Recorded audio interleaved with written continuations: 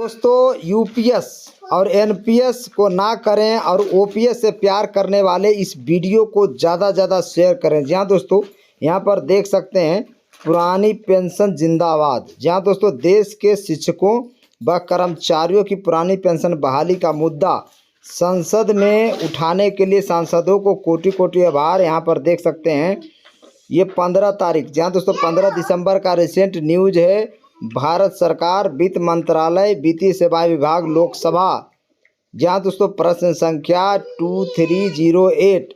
यहाँ पर देखिए क्वेश्चन डायरेक्ट, यहाँ पर श्री एंटोनी, उत्कर्ष वर्मा, मधुर, अमर राम और इमरान मसूद चार को मिलकर पूछा, क्या वित्त मंत्री यह बताने की कृपा करेंगे कि, यहाँ पर देख सकते हैं का नंबर में, क्या सरकार अपने कर्मचारियों के लिए राष्ट्रीय पेंशन प्रणाली यानी एनपीएस और एकीकृत पेंशन योजना यानी यूपीएस को समाप्त करके पुरानी पेंशन योजना ओपीएस कार्यान्वित करने का विचार है, या यदि हाँ तो इसकी समय सीमा क्या है, यदि नहीं तो इसके क्या कारण है। जहाँ दोस्तों साफ क्वेश्चन पूछा गया कि एनपीएस और यूपीएस को हटा करके पुरानी पेंशन बहाली करने का विचार सरकार के पास है कि नहीं, अगर हाँ तो बताएं कब तक आप इसको लागू करेंगे, अगर नहीं है तो इसका कारण बताएं।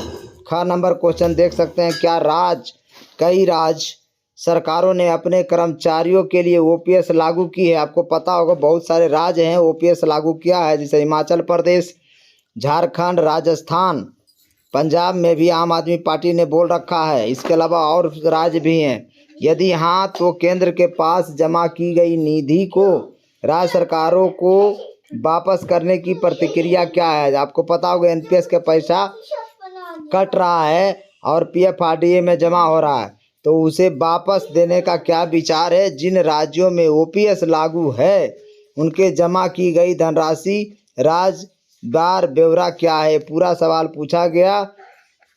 इसके अलावा ग नंबर देख सकते हैं, क्या यूपीएस पेंशन प्रणाली में कोई विसंगतियां हैं, यदि हाँ तो तत्संबंधी ब्यौरा क्या है। यूपीएस में भी बहुत सारे विसंगति है, तो उसके बारे में बात करने की पूछा गया सवाल, किसके बारे में बताइए।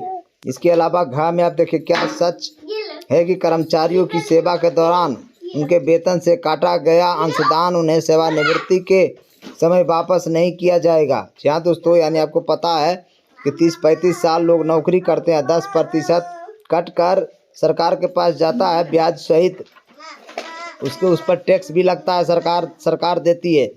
तो आप सोच सकते हैं टैक्स जब उसके ऊपर लेती है सरकार तो वो पैसा तो कर्मचारी का ही हुआ ना। इसके अलावा ड नंबर देखिए, यदि हाँ तो तत्संबंधी ब्यौरा क्या है।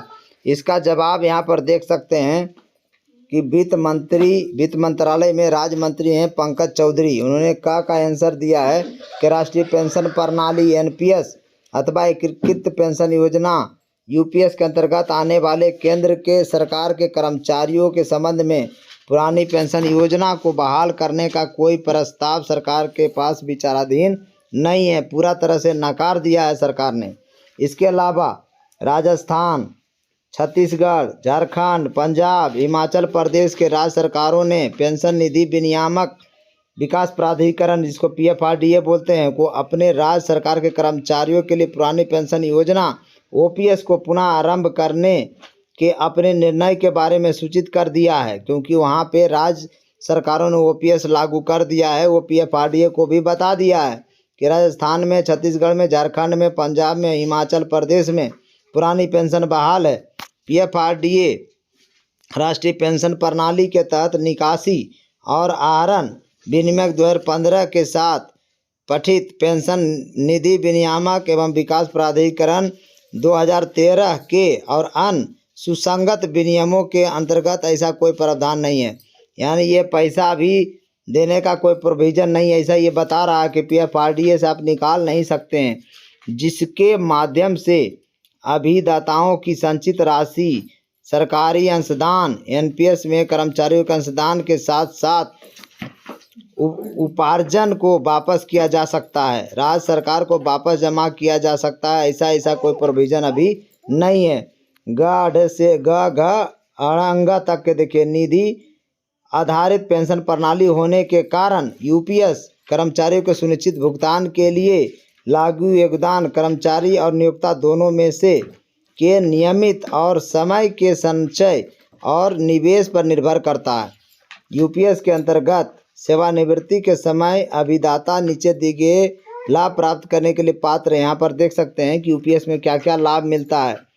यूपीएस में आप देख सकते हैं पहला लाभ कि 25 वर्ष न्यूनतम सेवा के लिए अधिवर्षता से पहले 12 महीने की अर्जित औसत मूल्य 50% दर से सुनिश्चित भुगतान। यह भुगतान न्यूनतम 10 वर्ष की सेवा अवधि के लिए अनुपातिक होना चाहिए। ये लिखा गया है कि 25 वर्ष आप पूरा करेंगे तो लास्ट सैलरी का अंतिम 12 महीने का एवरेज का 50% आपको पेंशन दिया जाएगा और कम से कम 10 साल आपको नौकरी करनी पड़ेगी। इसके अलावा कानूनी रूप से विवाहित पति पत्नी को उसके निधन से ठीक पहले कर्मचारी को स्वीकार भुगतान 60% के दर से सुनिश्चित पारिवारिक भुगतान, यानी पेंशन जो पारिवारिक फैमिली पेंशन मिलता है 60% दिया जाएगा। ये भी बात कहा गया। तीसरा नंबर में कि न्यूनतम 10 वर्ष की आप सेवा करने के बाद ही आपको 10,000 रुपया प्रति महीना न्यूनतम पेंशन मिलेगा। इसके अलावा चौथा में बताया गया कि सुनिश्चित भुगतान पर, सुनिश्चित पारिवारिक भुगतान पर और सुनिश्चित न्यूनतम भुगतान पर मुद्रास्फीति सूचकांक यानी कि जो कॉस्ट ऑफ इन्फ्लेशन है वो लागू रहेगा। सेवारत कर्मचारियों के मामले में महंगाई राहत औद्योगिक श्रमिक के लिए अखिल भारतीय उपभोक्ता मूल्य सूचकांक जो इंडस्ट्रियल वर्कर होता है वो आधारित रहेगा, यानी कि consumer price index industrial worker वाला लागू रहेगा।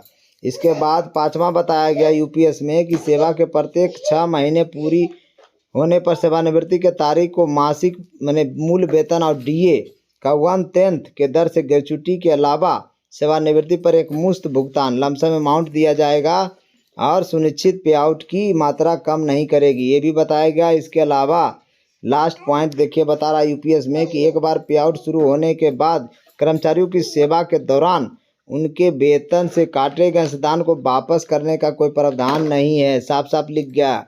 हालांकि यूपीएस अभिदाता कानूनी रूप से विवाहित पति पत्नी जैसे भी मामला हो के पास यूपीएस से जुड़े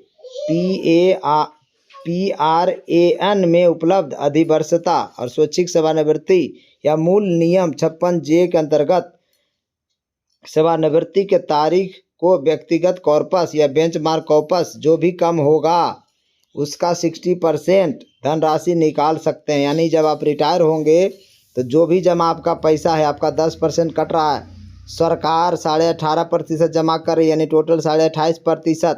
उसमें से 28.5% में से 20% जो पैसा जमा होगा वो एक जगह जमा हो रहा है, 10% आपका 10% सरकार का, बाकी 8.5% एक पूल कॉर्पस में सरकार जमा कर रही है, इससे आप नहीं निकाल सकते हैं। 20% का जो जमा होगा जिंदगी भर का राशि उसका 60% आप निकाल सकते हैं जब आप रिटायर होंगे, वो ये बता रहा है। तो ये चीज़ यूपीएस में लागू है और यही चीज़ यहाँ पर देखिए ये इसका इंग्लिश वर्जन है सेम चीज़ का। तो इस तरह से लोकसभा में 15 दिसंबर का ये नोटिफिकेशन 15 दिसंबर को क्वेश्चन आंसर का सवाल जवाब था दोस्तों। बाकी आप खुद समझदार हैं, यूपीएस को ऐसे भी कर्मचारियों ने नकार दिया है, यूपीएस कोई लेना नहीं चाहता है, सभी को पुरानी पेंशन चाहिए, इसी के लिए लड़ाई लड़ी जा रही है। और सरकार ने साफ यहाँ पर पहले नंबर का आंसर दे दिया है कि अभी ओपीएस बहाली का कोई प्रस्ताव विचाराधीन नहीं है, लेकिन कर्मचारियों को हताश होने की भी ज़रूरत नहीं है क्योंकि कर्मचारी लगातार मांग करते रहिए, सरकार नाना करते करते लास्ट में हाँ करेगी। तो लगातार आप लोग उदास नहीं होना है, अपना जोश जज्बा बरकरार रखिए और ख़ास करके मेरे वीडियो को लाइक करिए, शेयर करिए, सब्सक्राइब करिए। जय हिंद, जय भारत।